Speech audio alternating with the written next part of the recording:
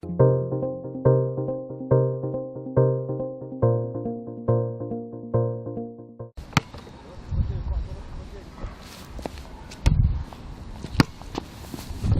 Sia. Salut David. L'entraînement continue. C'est ça. On est où là, à part devant un arbre à basket? On est entre la Loire et les chantiers de Nantes, près de l'Éléphant, sur un lieu où on a réalisé une Coupe du Monde de basket 3-3 avec The Bridge au mois de juin dernier. Donc c'est un lieu qui est plein d'émotions pour nous. The Bridge, on en a tous entendu parler, c'est le retour du Queen Mary à Nantes, à Saint-Nazaire, à Cherbourg et cette course contre des multicoques vers New York. Toi, tu l'as vécu de l'intérieur en tant qu'organisateur. C'est ça.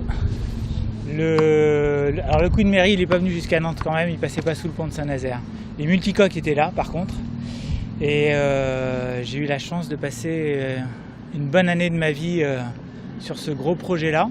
Je retiens personnellement 4 dimensions. L'événement déjà en lui-même, qui était un événement ancré fortement dans l'histoire et du coup, quand on est très ancré, on se dresse avec fierté vers les airs. Deuxièmement, c'était un événement qui était composite avec donc, du basket, mais aussi la voile, le Queen Mary, l'entreprise. Les écoles étaient présentes, l'art était là aussi. Donc un événement composite, donc tous les matériaux composites développent des forces bien supérieures à chacun des matériaux. Et puis Damien Grimont qui a créé cet événement-là, qui est lui dans un alignement entre ce qu'il fait et ce qu'il dit, qui est assez génial. Donc l'événement il s'est tenu du début à la fin très très bien. Et en fait, moi, ce qui m'a vraiment le plus éclaté là-dedans, c'est que c'était énorme et c'est resté très sain humainement du début à la fin. Très sain, ça veut dire qu'il n'y avait personne à chercher à tirer la couverture à lui. Exactement. Personne n'a cherché à tirer la couverture à lui. C'était le risque, qu'est-ce qui aurait pu se passer? Plus l'événement est visible, une petite phrase que je dis souvent dans un réseau qui s'appelle Germe, c'est réussir à travailler avec des gens qui viennent au service d'eux plus que pour se servir d'eux. Des moments forts de la préparation, il y en a eu beaucoup. On a alterné la joie et l'angoisse.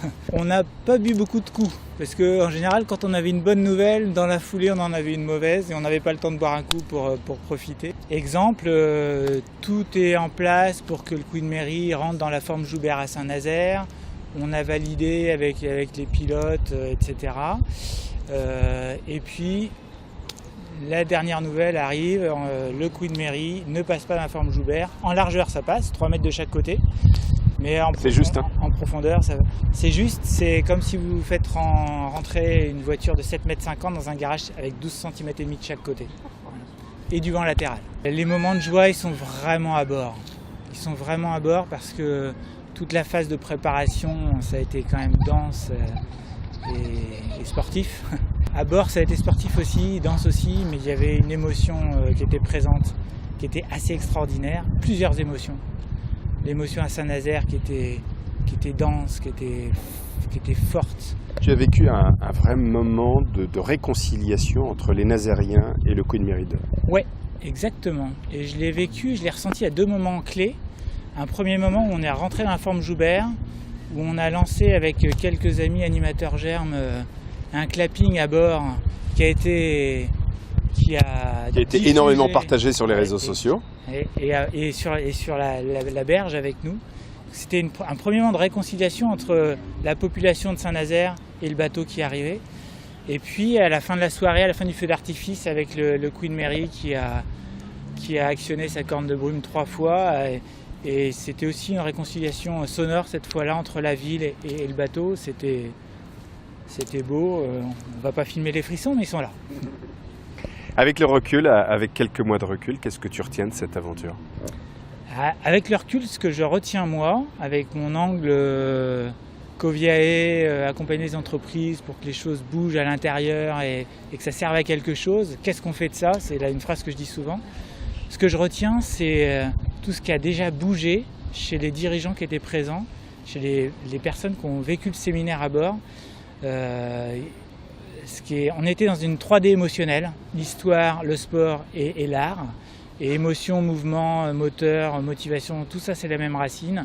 Plus le huis clos, on avait le meilleur environnement pour qu'on puisse réduire le delta entre des belles intentions en redescendant du bateau et des actions concrètes qui se mettent en œuvre dans la suite. Alors exemple d'intention et d'action concrète réalisée.